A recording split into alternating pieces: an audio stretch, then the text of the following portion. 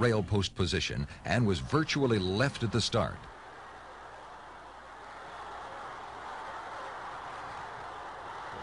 In the 1965 edition of the Sapling at Monmouth, two quick colts sprang to the lead. Quinta, closely followed by the favored Armichael. Buckpasser, last by several lengths, is not even in the picture at this point.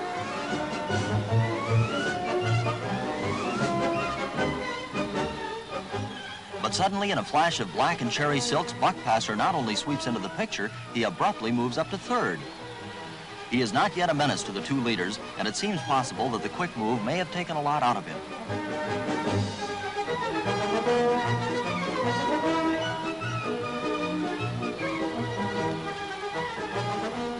At the head of the lane, Buckpasser and jockey Braulio Baeza, swinging wide, seem hopelessly beaten. But the swift early pace has taken a heavy toll, and Armichael begins to stop, with Quinta also shortening stride, while Buckpasser is moving like a fresh horse. In one of the best juvenile efforts of the year, Buckpasser goes on to beat good colts going away and win the Sapling by half a length. At the end of the season, Buckpasser, having won 9 of 11 starts, was voted champion 2-year-old. In the race, Stupendous, a stablemate of Buckpasser, was away quickly and opened daylight on a field that included Blue Skyer, Williamstown Kid, Rehabilitate, and Abe's Hope.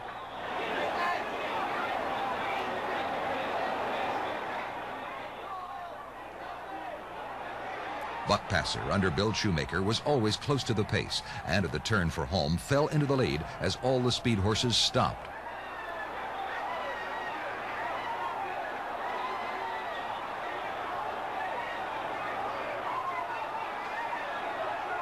With no competition in sight, the colt pulled himself up and loafed along. Suddenly, on the outside, Abe's Hope went flying by, making what looked like a winning move until Buckpasser saw him and decided to run again. The result was breathtaking. A quarter crack would keep him out of the Triple Crown, but grew out by midsummer. It was a good start. Almost at once, the development of the two-horse race began as Buffalo took the lead.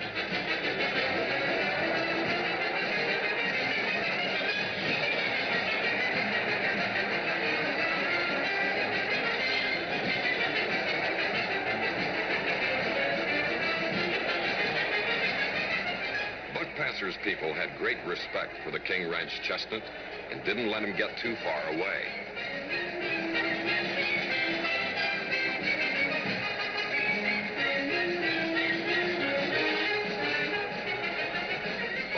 Kept the big horse within shooting distance all the way.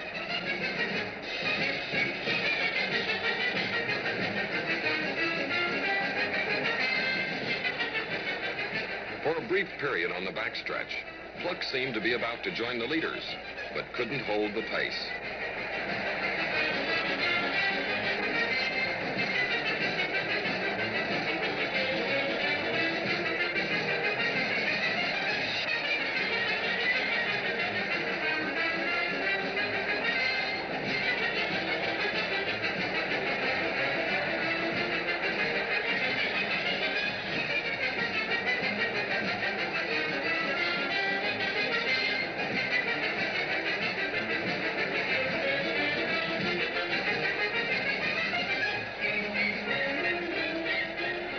Moved out a bit to pass the leader.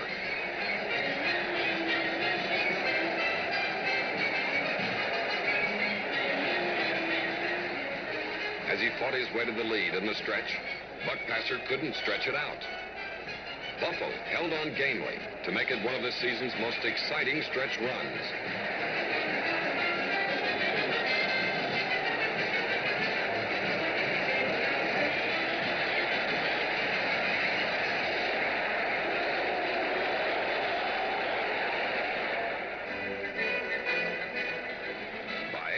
And Buckpasser on what was to be a familiar journey for them in 1966.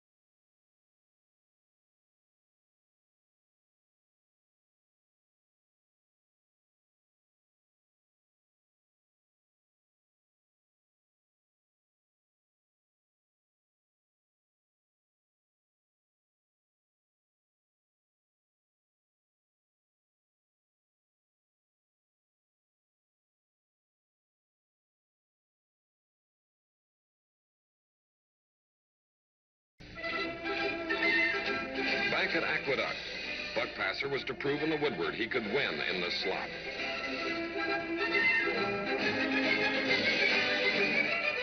Despite the conditions, it was a big field of 9, including Buckpasser's running mate, Poker. The Woodward and the Jockey Club Gold Cup, both weight for age races, have frequently settled championships. In this one, Buckpasser was held off the pace by Baeza.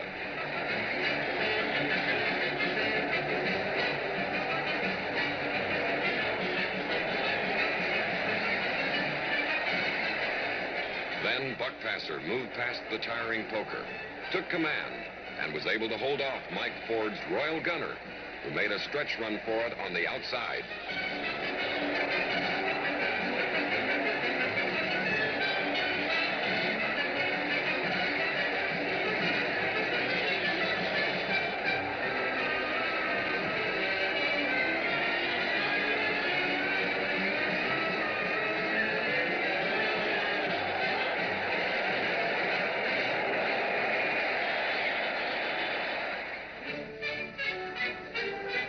It was dry again. The Jockey Club Gold Cup was contested at 2 miles and started on the back stretch at Aqueduct this year since Belmont Park was being reconstructed.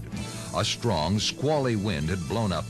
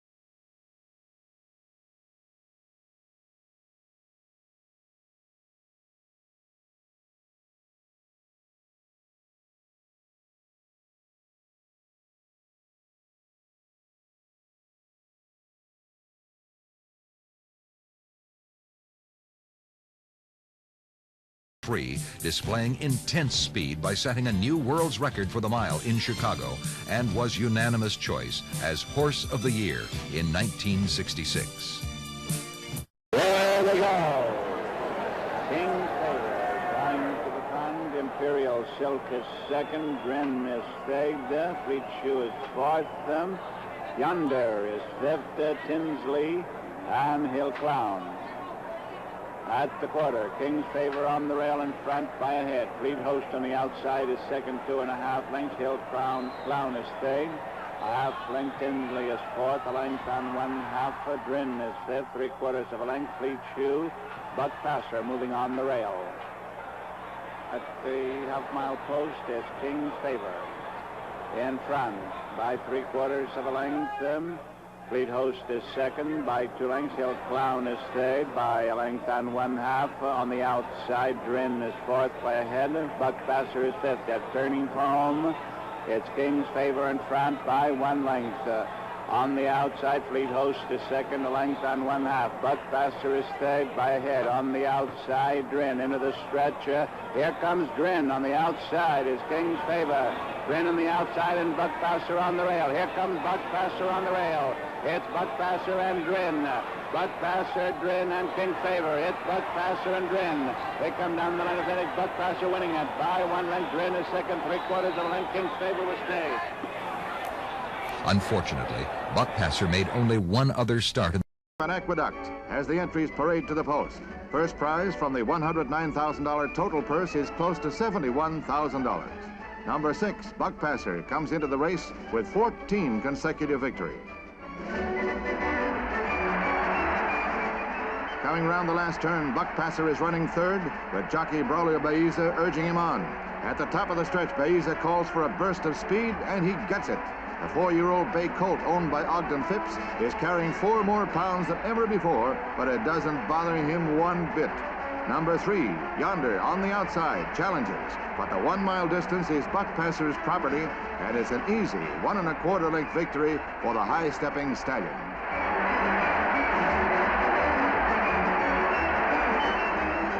$15 straight for Buckpasser, 3rd highest earner in racing history. Damascus comes from next to last and passes Dr. Fager to lead the way into the stretch. The 3-year-old colt, son of Sword Dancer, responds to jockey Willie Shoemaker with a tremendous finishing burst of speed. It's Damascus across the wire, a full 10 lengths ahead of Buckpasser with Dr. Fager 3rd. Damascus, best racehorse in America.